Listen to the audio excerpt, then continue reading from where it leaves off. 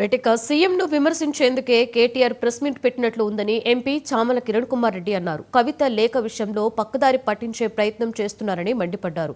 కేసీఆర్ దగ్గర ఉన్న దెయ్యాలు ఎన్ని స్కామ్లపై సీబీఐ దర్యాప్తు జరపాలని, కవిత లేఖ రాయాలని డిమాండ్ చేశారు. నేషనల్ హెరాల్డ్ కేసును బీజేపీ, బీఆర్ఎస్ రాజకీయంగా వాడుకుంటుంది అని ఆగ్రహాన్ని వ్యక్తం చేశారు.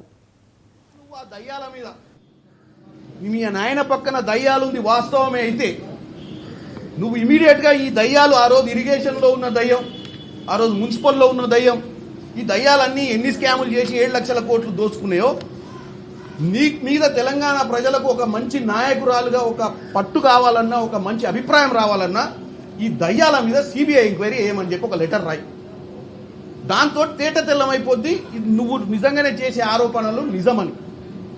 కేవలం ఆరోపణలు రాజకీయాలు చేసి నువ్వు పోయి మీ నాయనతో మాట్లాడుకొని మీరందరూ ఆస్తి పంపకాలలో పంచాయతీ ఉంటే ఒక లెటర్ ఎవరో లీక్ చేసిరని మీరే పంచాయతీ చేస్తే తెలంగాణ ప్రజలు మిమ్మల్ని నమ్మరు, మీ కుటుంబాన్ని.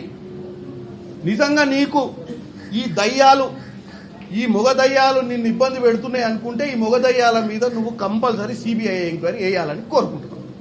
నిజంగా నువ్వు ఆ దయ్యాల మీద